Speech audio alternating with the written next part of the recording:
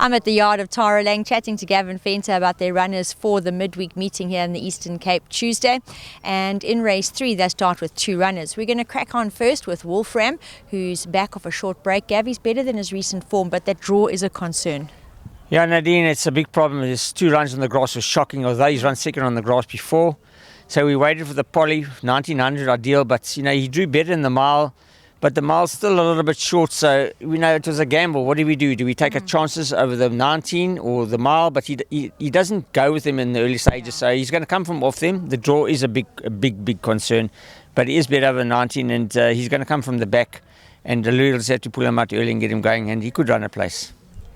Bell's first wave will join him, and he's always got a check chance. Yeah, being a handicap, this is only probably his best chance of performing and winning a race or getting a stake check. He's got a nice weight in his back. The 1900 is ideal. He hasn't got a bad draw, and he can definitely run into the money. In race 4, Sky Velocity will step out. Now, she's in good form, and her last in particular was a good second. Yeah, also, she didn't have a very good draw, and we were in 2 minds whether to run her or not. But then, again, looking at the program, there was just nothing coming up, which is a big pity.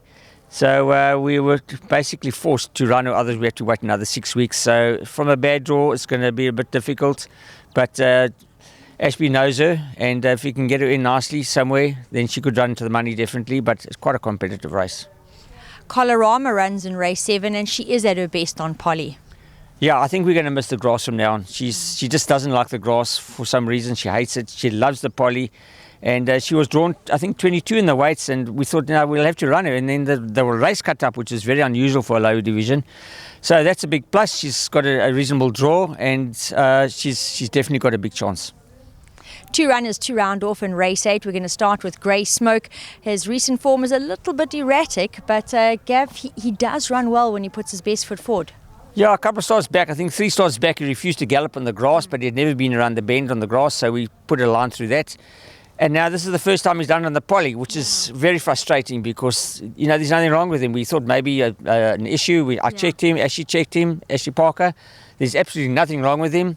So we've taken the blinkers off. We've put the cheek pieces on. We thought maybe the cheek pieces could help. But I got a funny feeling maybe the kickback. He hates the kickback because his last start when he won, he was drawn wide, and he stayed wide, and he duly won.